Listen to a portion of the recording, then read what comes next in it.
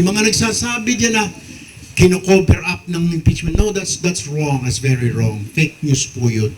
Tuloy-tuloy po ito. Nag-convene na po kami.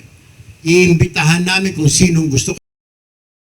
Hinamon ni Senator Erwin Tulfo ang mga nagbibintang sa kanya na suriin ang umano'y DPWH at Cabral files upang malaman kung nakalista ang kanyang pangalan sa mga sinasabing tumanggap ng pera mula sa mga flood control projects. Giit pa ni Senador Tulfo, handa siyang magbitiw bilang senador kung mapapatunayang kasama siya sa mga nasabing listahan. Ito paano magtatanggap? Wala nga ako sa flood control.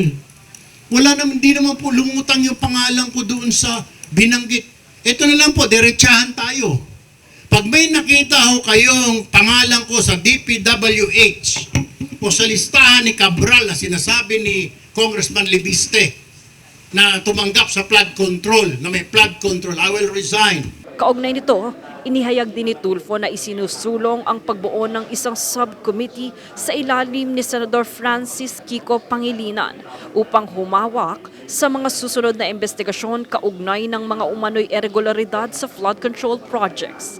Ayon pa kay Tulfo, nakahanda siyang umiwas sa pangunguna sa investigasyon kung ito ang magiging pasya ng Senado. Subalit kinakailangan muna ang pag-aproba ng plenaryo bago pa maitatag ang nasabing subcommittee.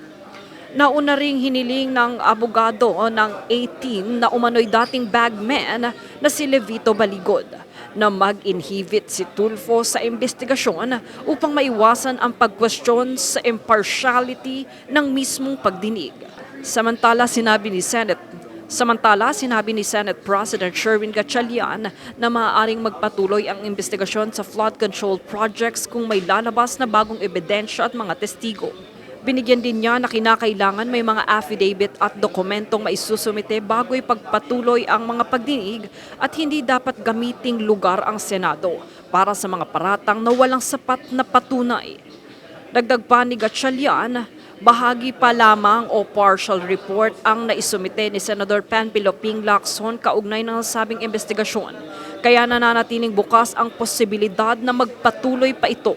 Iginiit naman ni Senador Erwin Tulfo na kung may lalabas pang bagong aligasyon o ebidensya sa iba pang proyekto ng pamahalaan, nakahanda ang Senado na muling magsagawa ng investigasyon alinsunod sa itinakda ng batas. Kaya nga po gusto namin makakausap po yung minority. Sino ba ang gusto ninyong imbitahan natin dito. Pero gusto lang po maliwanag din po para sa lahat. Pag yung mga iba po na nabanggit na po dati ng mga kontraktor ng DPWH, na isumiti na po yung mga pangalan ng mga politiko, ng mga opisyal sa ombudsman. Ombudsman na po yun.